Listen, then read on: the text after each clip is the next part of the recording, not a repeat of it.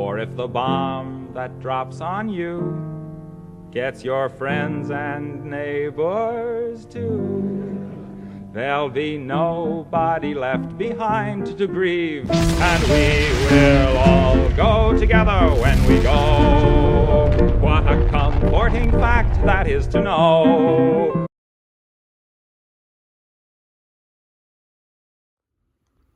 What it do, baby boo? It's that man with the plan, John A. Whitman. I am coming at you with a brand new video after a 2-week hiatus. I will, apologies for that. I will briefly explain my absence. For week 1 of this 2-week hiatus, I was just extremely busy. And for week 2 of the 2-week hiatus, I had unfortunately contracted a certain respiratory infection caused by a virus originating from the People's Republic of China. I'm pretty sure you all know what disease I'm talking about, though I shall not say its name aloud for fear of the YouTube AI voice recognition software that will then have people from YouTube headquarters breathing down my channel's neck, chomping at the bit to see if I say anything that they don't like so that they can then basically delete the channel or give me a strike or blah blah blah. So, in today's video, we're going to be talking about this mask that most people know as the GP-5. That's technically a misnomer, but it's kind of an autistic rabbit hole to go down, and for the sake of brevity, I'm just going to call this mask the GP-5 because that's how everybody knows it, and it's kind of out of the scope of this video. So, the GP-5 is a fairly well-known gas mask. It's an old Soviet gas mask, and a lot of preppers on a tight budget find this to be a fairly attractive option for respiratory protection because of how cheap it is. Unfortunately, however, in this video I'm going to kind of go over why this is a less than stellar option. So, to start off with, if you purchase this gas mask with an original filter, an original Soviet filter, not only is that filter long past its expiration date, but it also contains asbestos. And I don't think I need, at least I hope, I don't need to explain to my dear viewers why it is a terrible idea to breathe through a 40-plus-year-old filter that contains asbestos. As for modern, in-date, asbestos-free GOST filters, such as this one, your sources for these are quite limited. Russia still makes these, but of course, because of all the sanctions against Russia, they're not really an option for most people. The Czech Republic still makes some GOST filters, but they're somewhat expensive and hard to find. So really the only option you have is China. And although they do make working GOST filters that would provide adequate protection and would work with this mask, you can't always be 100% certain that that is in fact the type of filter that you are being sold by this random Chinese wholesaler on Amazon or eBay or AliExpress or what have you.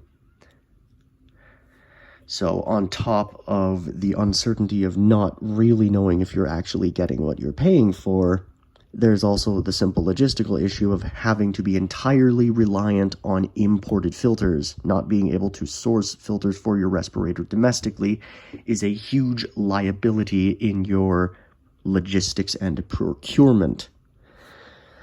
And so it would behoove you to instead purchase a NATO-threaded mask so that you know that you can always get filters that have been manufactured in your country. But John, I hear you cry, what about these lovely little 3D printed GOST to NATO adapters that just screw right into your, if I can do this one-handed, there we go, that just screw right into your respirator, and now you can put said NATO filters that are made in your own country right in the mask. Well, allow me to explain why this is also a less than stellar idea. Number 1, you are now adding another component to your protective equipment. More components means more things that can go wrong, more things that can fail. And kind of going into that more, this adapter is now your weakest link, because as much as I appreciate the effort that goes into designing and printing an actually decent quality one of these adapters, such as this one, the plastic materials used primarily in 3D printing have simply not been tested for protective use against especially harsh chemicals or chemical weapons and what have you. So there's simply no way to really tell if these adapters are truly up to the task of saving your life and your lungs without that sort of testing. And since that sort of testing has never been done, the data on it simply does not exist. Not to mention, of course, you are trusting your life to something that somebody printed in their garage or their kitchen, which, again, not to rag on the quality of the print itself at all, but you just kind of, there's too many variables there. You really don't know if this is up to the task.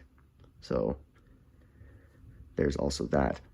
Furthermore, these masks were made back in the Cold War, so they are kind of getting up there in years, and although most of them are in practically like new condition, there is still the distinct possibility that as they continue to age, they could begin to degrade, especially as you use them for practice, training, just LARPing in the woods, what have you. And so it's also a good idea to buy, it doesn't necessarily have to be brand new, but at least a more recently produced, more modern respirator. Not necessarily to imply that these are obsolete and completely useless, of course, because that's not the case. I'm just simply saying that for trying to literally save your life, unless you live in Russia or China where GOST filters are the standard, this is just not it, unfortunately. So, with that all being said, I hope you enjoyed this little video. If you have any further questions, or if you'd like me to go a little bit further into detail on any of the ways in which old GOST masks, such as this one, are lacking for preparedness uses, feel free to post those queries in the comments below. And thank you for watching the John Doe Prepper channel. We will all go together when we go, all suffused with an incandescent glow. No one will have the endurance to collect on his insurance. Lloyds of London will be loaded when they go.